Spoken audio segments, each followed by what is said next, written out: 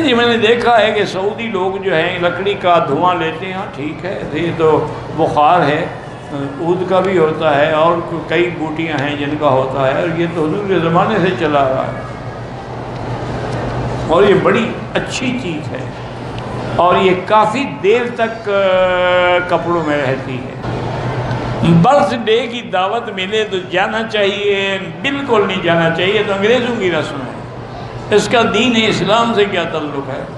پہلے تو birth day ہوتی تھی، اب شادی کی بھی سالگرہ مناتے ہیں کہ اس رات ہماری شادی ہوئی تھی، انا للہ و انا الیہ راجعون۔ مرنے کا تو پہلے ہی مناتے تھے نا کہ 3 دن، تیسرے دن کل ہیں، پھر جمعرات ہیں، پھر چریش، اب زندگی بھی شروع ہو گئے نا۔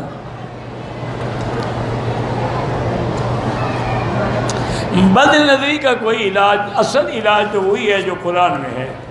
کہ کل المؤمنین یغضوا من ابصارہم، ایمان والوں سے کہو اپنی نظروں کو دبا کے رکھیں۔ اور دوسرا علاج یہ لکھا ہے علماء نے کہ ہر نماز کے بعد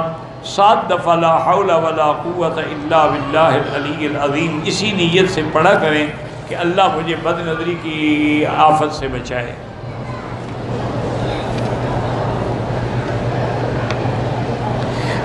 مجھے پریشانی ہوتی ہے کہ اتحیات میں بھول جاتا ہوں، کوئی بات نہیں، اللہ پاک رحمت کریں گے،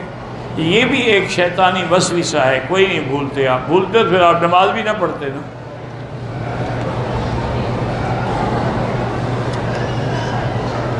اگر ہم نے جوتے پاؤں میں پہنے ہوئے ہیں، کرسی پہ بیٹھے ہیں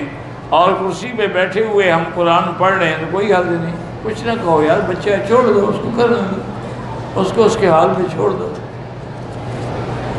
تو بہرحال پڑھ سکتے ہیں۔ گردن کا مسح کرنا حنفی مسلک میں ہے، باقی ائمہ کے نزدیک نہیں ہے، اور حنفی بھی ایک حدیث پہ عمل کرتے ہیں جس میں ہے کہ جس آدمی نے گردن کا مسح کیا اللہ قیامت والے دن اس کو ان اغلال اور قیود سے بچا لیں گے جو کافروں کے گلے میں ڈالی جائیں گی۔